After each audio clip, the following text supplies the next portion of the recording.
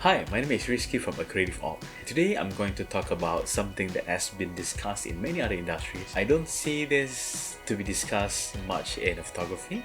Are professional photographers being replaced by robots, or in this case, AI? The first thing that I want to highlight is the fact that I mentioned professional photographers, not photography as a hobby. I believe photography as a hobby will never die. In fact, many people nowadays have photography as a hobby. It's just that they don't actually use professional camera to do the photographies, but it's mostly on the camera phone. But I want to talk about photography as a career, and the short answer of this is actually yes.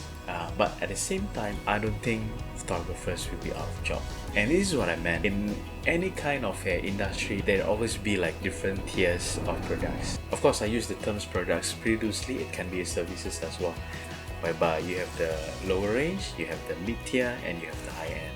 And of course, a lot of people maybe disagree with me when you are talking about photography.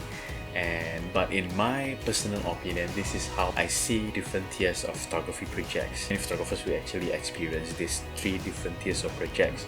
I have done all three of these tier myself. In terms of photography, this is what I've seen, at least in Singapore, and what I have experienced, whereby the first tier, which is the lowest tier, is all your birthday parties, graduations, and I'm sorry to mention that I consider this as a low end, but it doesn't mean that all of these types of projects are low end. There are people with a certain budgets that makes this into a really high end projects. But to simplify this, I'll just put this here.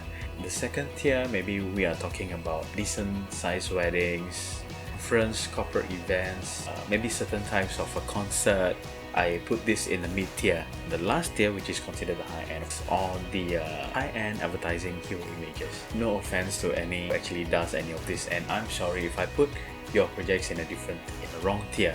But this is just based on my own experience and what some of the budgets that I've seen in the industry. In the past, I always believed that the phone will never be able to catch up with the proper camera. So I believe the reason why it will never be able to catch up is the fact that the phone has a small sensor.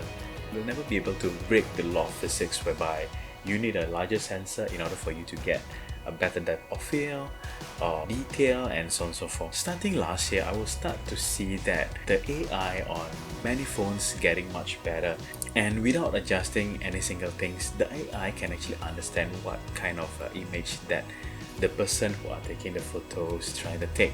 So an example, let's say I'm a Huawei user, so I do believe like if you guys are an iPhone user, Samsung, or any kind of brands that has this kind of AI functions, I'm sure you can see it too. The phone will actually recognize what types of photo that you are trying to take.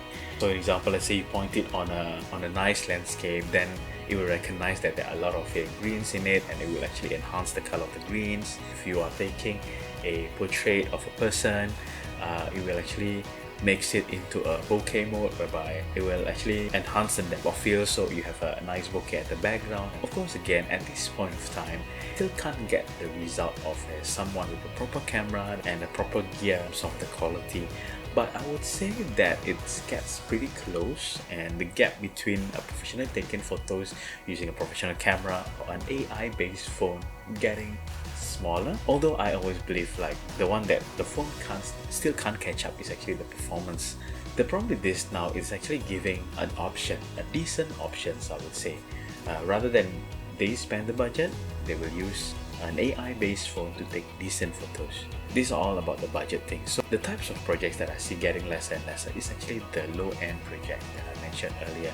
When I started making money out of photography, probably about 5 years ago, I still gotten a few projects whereby people asked me to take birthday photos, and I still remember in the past whereby getting a professional photographer to take a birthday photo is actually quite a common thing, and I do believe some of photographers, this is actually a bread butter.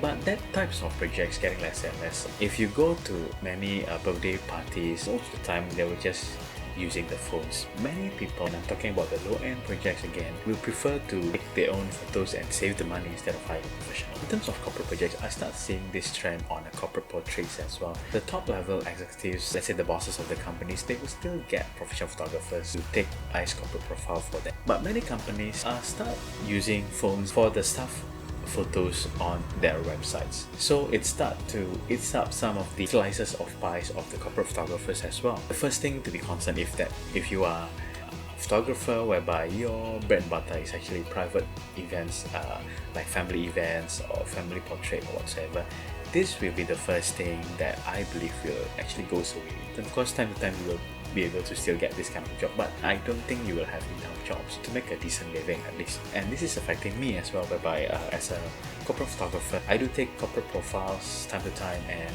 I start seeing of course, if you are doing high-end projects, there are a lot of decision making involved, and there are a lot of things to consider. They will still always engage professional photographers to take the shots, but of course the entry point of these high-end projects are pretty high. In fact, for us, we are still surviving under the mid-tier, and time to time we do get the high-end projects, but it's not all the time. In terms of bread and butter, our bread and butter are still in the corporate events, which I consider as a mid-tier projects. And of course, I do believe that is going to be eaten up as well in the future. And this is actually one of the reasons why I want to make the video, so that we as professional photographers, we don't get complacent and we start understand that we definitely need to learn new things all the time. So as a professional photographer, what can we do to basically survive? The first thing that I would like to recommend, and I've been doing this myself, is to start selling yourself not as a professional photographer.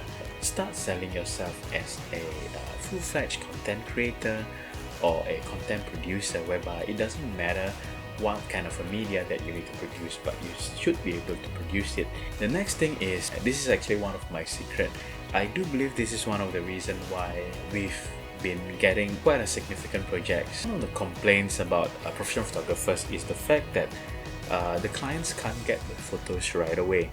In order for you to be able to not obsolete just yet, is actually to be able to deliver the photos right away after you take the shots. It's really challenging, but this is what we've been doing in the past year.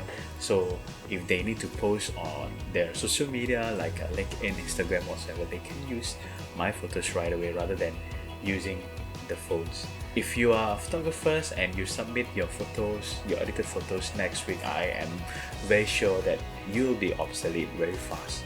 And lastly is to learn new things in new industry.